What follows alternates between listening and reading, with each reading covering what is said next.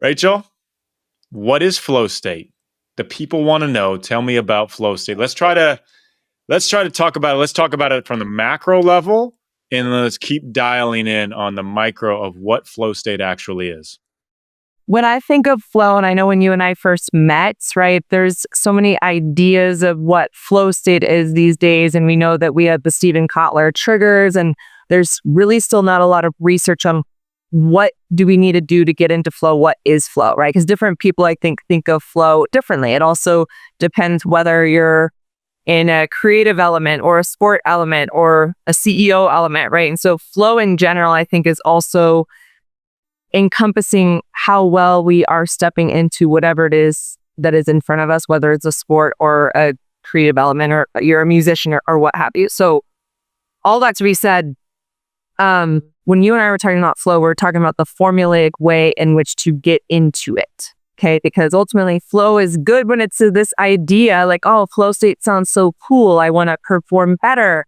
I want to have a heightened state of focus and sustain it longer. But how are you actually going to do that when it goes into this idea? So flow, I mean, by definition, right, is you're just all encompassed in whatever it is that you're doing, and everything else around you goes away, and you feel so dialed into that moment that things become easier, and time just kind of dissipates around you. To actually get into it and stay in it, I think looks different from person to person. And I think that's what you and I are going to explore and find when it comes to how different individuals' brains are actually operating and the plasticity or lack thereof that they're experiencing to get them to shift into that flow state.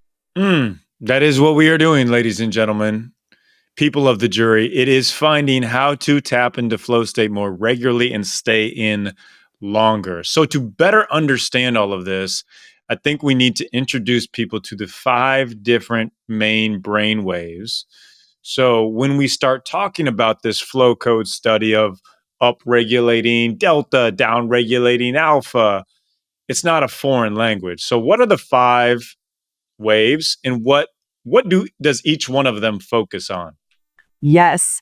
So as a neurospecialist, I look at brainwaves like speeds of a vehicle, right? Ultimately, you want to be going the right speed at the right time so that you can show up and be your best self.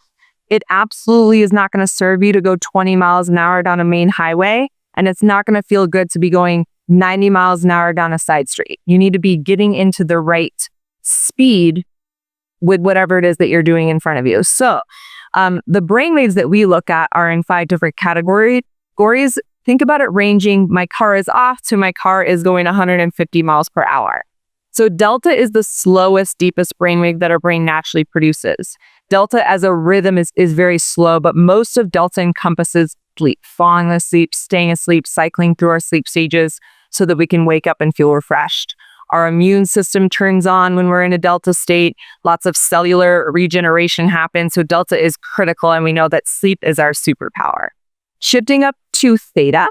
Theta is the feeling of going 20 to 30 miles an hour in your vehicle, right? I'm feeling calm. I'm creative. I feel dialed in. I feel slow. I can hold space for significant others.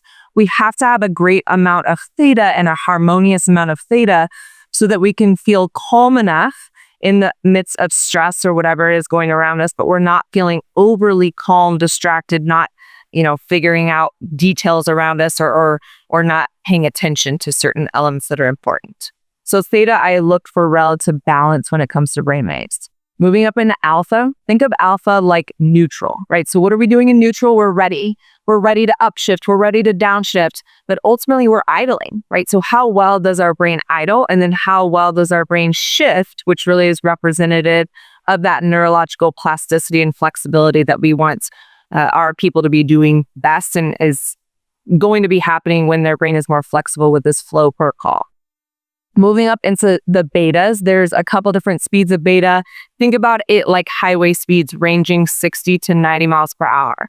Okay, so when you're on the highway, you're cruising, you're getting stuff done, you're feeling alert. I have good energy, I have good focus. I look at beta like natural coffee, right? Most people love them some coffee, love them some caffeine, right? So how can our brain shift into beta and stay in beta so we have really sustainable energy that's not frantic or anxious or disorganized?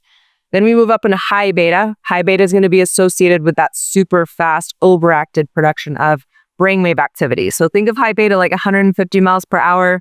I'm anxious, I'm hypervigilant, I'm impatient, I'm moving too quick, I'm rigid, I'm stressed.